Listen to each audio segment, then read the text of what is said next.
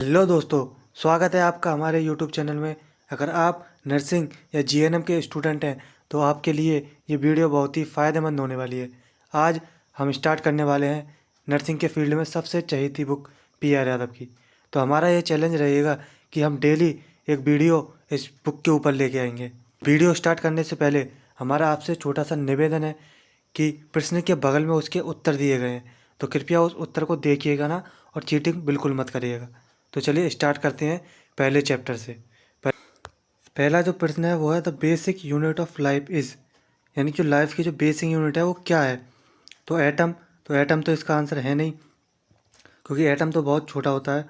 Water खुद एक molecule है। केमिकल, इसमें कोई केमिकल बताया नहीं है कि कौन सा कोई स्पेसिफिक केमिकल है, तो ये भी नहीं है। तो इसका सही आंसर सी है, सेल।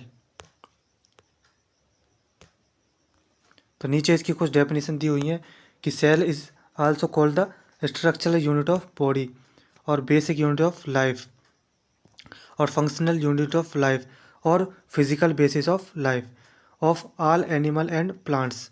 तो ये प्रश्न पूछा गया था RUHS MSc नर्सिंग एंट्रेंस 2023। तो अगले प्रश्न पर चलते हैं। These are the basic unit और building block of living organism. तो हमें इनमें से बताना है कि कौन सा ऑप्शन बेसिक यूनिट और building block of living organism है। तो बिल्डिंग ब्लॉक तो एक ही है, सेल ऊपर पढ़ लिया हमने, तो इसका भी आंसर सी होगा। तो आगे चलते हैं। ये प्रश्न पूछा गया था एम्स रायपुर 2019 में। अगला क्वेश्चन है physical basis of life is. तो ये भी सेम ऊपर हमने पढ़ लिया है, physical basis of life is cell. तो न्यूक्लियस भी नहीं है इसका, प्रोटोप्लाज्म भी नहीं है, DNA भी नहीं है। तो ये पूछा गया था RML दिल्ली स्टाफ नर्स 2011। तो अगला प्रश्न है the main difference between prokaryotic cell and eukaryotic cell is the absence of, यानी जो प्रोकैरियोटिक सेल है और यूकैरियोटिक सेल है उनमें क्या डिफरेंस है, मतलब उनमें क्या एब्सेंस है।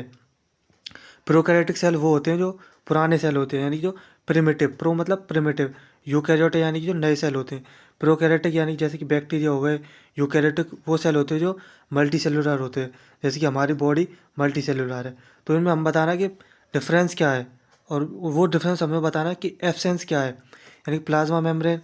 तो प्लाज्मा मेम्ब्रेन तो दोनों में होती है, माइटोकॉन्ड्रिया भी दोनों में होता है, फ्लैजिला भी दोनों में होता है। तो बचा ये ट्रू न्यूक्लियस। तो ट्रू न्यूक्लियस जो है प्रोकैरियोटिक सेल में नहीं होता है, क्योंकि प्रोकैरियोटिक सेल बहुत ही पुरानी जो सेल होती है जिसमें बैक्टीरिया वगैरह आते हैं, तो वो प्रोकैरियोटिक सेल कहलाते हैं। तो उनमें ट्रू न्यूक्लियस नहीं होता है, उनमें जो न्यूक्लियस मेम्ब्रेन होती है वो नहीं होती है। तो ये पूछा गया था एम्स जोधपुर 2018 में। तो ये नीचे इसका एक्सप्लेनेशन भी दिया गया है। Prokaryotic cell a cell in many primitive unicellular organism, यानी कि ऐसा सेल जो प्रिमिटिव यूनिसेलुलर ऑर्गेनिज्म में देखने को मिलता है, उसको हम प्रोकैरियोटिक सेल कहते हैं। जैसे कि bacteria, prokaryotic cell do not have nuclei. तो जो प्रोकैरियोटिक सेल होते हैं उनमें न्यूक्लियाई नहीं होता है। यूकैरियोटिक सेल जो होता है वो a cell in multicellular, यानी मल्टी सेलुलर होता है ये, and a number of unicellular organism. Eukaryotic cell contain a membrane bound nucleus. अगला प्रश्न है where does the transcription occur in a prokaryotic cell. Where does the transcription occur in a prokaryotic cell, यानी कि ये बताना है कि जो प्रोकैरियोटिक सेल होता है उसमें ट्रांसक्रिप्शन कहाँ पे होता है। तो हमें पहले ये पता होना चाहिए ट्रांसक्रिप्शन होता क्या है। ट्रांसक्रिप्शन का मतलब होता है एक ऐसी प्रक्रिया है जिसमें DNA से mRNA बनता है, और फिर वो mRNA जा करके राइबोसोम के पास जाता है, और फिर वहाँ से प्रोटीन का निर्माण होता है। तो इसमें देखिए न्यूक्लियस, तो प्रोकैरियोटिक सेल जो होता है उसमें न्यूक्लियस तो होता ही नहीं है पहली बात। तो वैक्यूल्स का काम होता है वाटर और जो भी फूड पार्टिकल है उनको स्टोर करके रखना, तो ये भी इसका सही आंसर नहीं है। माइटोकॉन्ड्रिया भी नहीं है इसका आंसर, क्योंकि माइटोकॉन्ड्रिया का काम तो होता है ATP को जनरेट करना। तो इसका सीधा सा आंसर है साइटोप्लाज्म। तो ये पूछा गया था झारखंड SSC नर्सिंग स्टाफ 2022 में। तो ये इसमें बताया भी है transcription is the first step in protein synthesis, यानी कि जो प्रोटीन सिंथेसिस होता है उसमें पहली जो स्टेप होती है वो ट्रांसक्रिप्शन होती है, उसके बाद जो होती है वो ट्रांसलेशन आती है। In which a messenger RNA mRNA molecule is synthesised in nucleus of cell, यानी कि mRNA बनता है कहाँ पे, न्यूक्लियस के भीतर। Because nucleus is absent in prokaryotic cell, तो this process of transcription occur in cytoplasm. तो जो प्रोकैरियोटिक सेल होता है उसमें जो है न्यूक्लियस तो होता नहीं है, इसलिए उसमें ट्रांसक्रिप्शन न्यूक्लियस में नहीं होता है, वो होता है साइटोप्लाज्म में।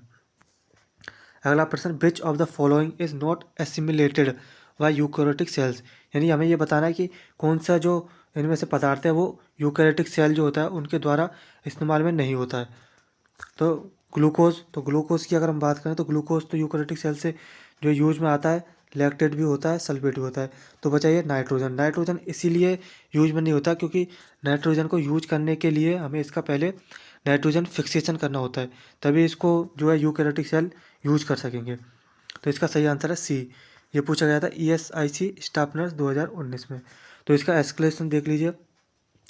Nitrogen assimilation is the process by which inorganic nitrogen compound are used to form organic nitrogen compound like amino acid, यानी कि नाइट्रोजन एसिमिलेशन एक ऐसी प्रक्रिया है, यानी नाइट्रोजन फिक्सेशन एक ऐसी प्रक्रिया है जिसमें इनऑर्गेनिक नाइट्रोजन कंपाउंड है उसको ऑर्गेनिक नाइट्रोजन कंपाउंड में कन्वर्ट करते हैं, जैसे कि उसको अमाइनो एसिड में बनाया जा सके।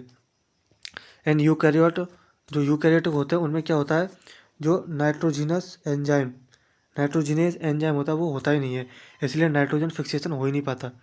ये ज़्यादातर निर्भर होता है प्रोकैरियोटिक सेल यानी बैक्टीरिया होता है ना, उन पर ही हम निर्भर रहते हैं नाइट्रोजन फिक्सेशन के लिए। तो अगला प्रश्न है, prokaryotic cell are significantly smaller than eukaryotic cells, what is its relative size, यानी हमें सिंपल सी प्रोकैरियोटिक जो सेल होती है उसकी साइज बतानी है। तो बैक्टीरिया जो होते हैं ज़्यादातर वो 0.1 से लेके 5 माइक्रोमीटर के होते हैं।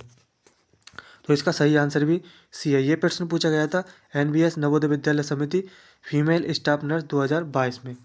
तो यूकैरियोटिक सेल होते हैं उनकी जो डायमीटर होता है वो होता है 10 से लेकर के 100 माइक्रोमीटर।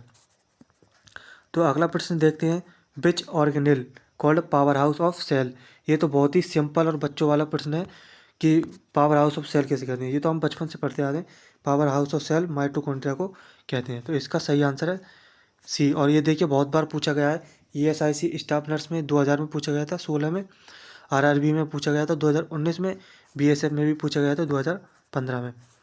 अगला प्रश्न है, which cellular component is responsible for oxidative metabolism, यानी मेटाबॉलिज्म जो ऑक्सीडेटिव मेटाबॉलिज्म होता है वो कहाँ पे जो है होता है। ऑक्सीडेटिव मेटाबॉलिज्म का होता है, ऑक्सीडेटिव का मतलब होता है ऑक्सीजन की प्रेजेंस में, जो मोटिल मेटाबॉलिज्म होता है उसको बताना है कहाँ पे होता है।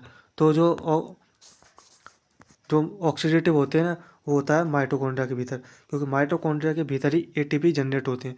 तो ATP ऑक्सीजन की प्रेजेंस में ही जो है जनरेट होते हैं, इसलिए इसका सही आंसर है ए। क्योंकि बी तो इसका होगा नहीं, क्योंकि बी जो है रिसेप्टर का काम तो बिल्कुल ही अलग होता है। लाइजोसोम जो है एंजाइम रखता है, इसीलिए ये भी नहीं होगा इसका आंसर।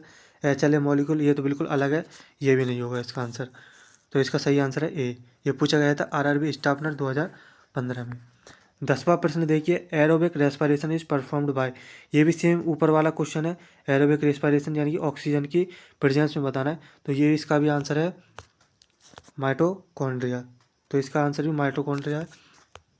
ये प्रश्न पूछा गया था UPPSC यूपी स्टाफ नर्स 2017, इसका सही आंसर है डी। अगला प्रश्न है, is a protein involve in forming the cytoskeleton, यानी कि हमें बताना है कि कौन सा प्रोटीन है जिससे जो है साइटोस्केलेटन बनता है। साइटोस्केलेटन होता क्या, साइटो का मतलब होता है सेल, स्केलेटन का मतलब होता है ढांचा, यानी कि जो सेल जो होता है उसका ढांचा किस प्रोटीन से बना होता है।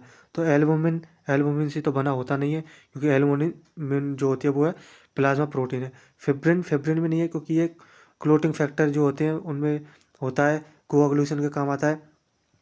फाइब्रोनेक्टिन में नहीं है, क्योंकि फाइब्रोनेक्टिन जो है प्लाज्मा में पाया जाता है, और जो टिश्यू होता है टिश्यू को आपस में एडहियर यानी चिपकाने के लिए भी ये फाइब्रोनेक्टिन यूज होता है, इसलिए इसका सही आंसर है बी नेक्टिन। वो एक्टिन, जो एक्टिन होता है, जो एक्टिन और मायोसिन हमने पढ़ा था मसल्स में, मसल जो बने होते हैं वो भी एक्टिन से बने होते हैं। ये पूछा गया था एम्स भोपाल नर्सिंग ऑफिसर 2018 में। सही आंसर है बी। अगला स्टेरॉयड बताना है, जो steroid synthesis occur within which of the following structure, तो जो स्टेरॉयड जो होते हैं कौन से स्ट्रक्चर में पाए जाते हैं, बनते हैं, मतलब पैरोक्सिसोम में, पैरोक्सिसोम नहीं बनाता स्टेरॉयड। पैरोक्सिसोम का काम होता है जो है जो एंजाइम्स एंजाइम होता है उनका निर्माण करना। माइटोकॉन्ड्रिया का जो है काम होता है एटीपी जनरेट करना। गोल्गी एपरेटस का काम होता है जो प्रोटीन होती है उसको मॉडिफाई करना, उसको पैक करना और उसको जो है सेल से बाहर ले जाना। तो ये भी इसका आंसर नहीं है, तो इसका आंसर सी है, माइटोकॉन्ड्रिया। तो माइटोकॉन्ड्रिया एटीपी भी जनरेट करता है और जो स्टीरॉयड भी बनाता है। तो इसका सही आंसर है बी, RRB स्टैब्लिश्ड 2015। तो ये देखिए इसका एक्सप्लेनेशन देख लीजिए। स्टेरॉयड सिंथेसिस अकर इनटू टू ऑर्गेनिज्म, ये जो स्टेरॉयड है ना दो ऑर्गेनिज्म में बनता है। पहला तो जो है माइटोकॉन्ड्रिया और दूसरा है स्मूथ एंडोप्लाज्मिक रेटिकुलम, और तीसरा aqueous component of cell within which various organelles are suspended. वो बताने हमें सेल के भीतर कौन सा जो एक्वस कंपोनेंट होता है, यानी कि तरल जो पदार्थ होता है उसको क्या कहते हैं। तो इसमें देखिए साइटोब्लास्ट तो नहीं बोलते हैं, क्योंकि साइटोब्लास्ट क्या होता है, साइटो का मतलब होता है सेल और ब्लास्ट का मतलब होता है इमेच्योर। तो जो साइटोब्लास्ट होते हैं वो ऐसे सेल होते हैं जो इमेच्योर सेल होते हैं, जैसे कि एरिथ्रोब्लास्ट है, तो एरिथ्रो मतलब RBC, ब्लास्ट मतलब इमेच्योर। तो इमेच्योर RBC जो होते हैं ना उसको हम एरिथ्रोब्लास्ट बोलते हैं। न्यूक्लियस जो होता है, न्यूक्लियस भी इसका सही आंसर नहीं है, क्योंकि न्यूक्लियस तो बिल्कुल सेंटर में होता है। साइटोप्लाज्म देखते हैं, आप सोच रहे होंगे इसका आंसर साइटोप्लाज्म होगा, पर इसका आंसर साइटोप्लाज्म नहीं होगा। साइटोप्लाज्म होता क्या है, साइटोप्लाज्म का मतलब है न्यूक्लियस और जो सेल मेम्ब्रेन है उसके बीच जितने भी चीज़ आ रही हैं, वो चाहे उसके भीतर का तरल पदार्थ हो, उसके भीतर जो ऑर्गेनेल्स हैं जैसे कि माइटोकॉन्ड्रिया हो गया और राइबोसोम हो गया या फिर SER हो गया, तो ये सब मिलाकर साइटोप्लाज्म कहते हैं इनको। तो इसका सही आंसर तो ये भी नहीं है, इसका सही आंसर है साइटोसोल। साइटो का मतलब होता है सेल और सोल का मतलब होता है सॉल्यूशन, तो इसका सही आंसर है साइटोसोल। तो ये पूछा गया था एम्स रायपुर स्टाफ 2017, इसका जो सही आंसर है वो है ए।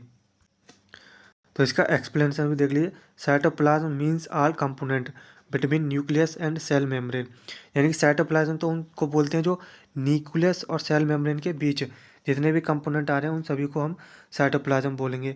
विच इंक्लूड साइटोसोल, जो कि साइटोसोल को भी इंक्लूड करता है, यानी कि जो तरल पदार्थ है उसको भी इंक्लूड करता है। एंड द ऑर्गेनेल्स, यानी कि जो ऑर्गेनेल्स होते हैं उनको भी इंक्लूड करता है, जैसे कि माइटोकॉन्ड्रिया। पर जो साइटोसोल होता है वो खाली फ्लूइड होता है साइटोप्लाज्म का, only fluid of cytoplasm and aqueous solution of ion and nutrients.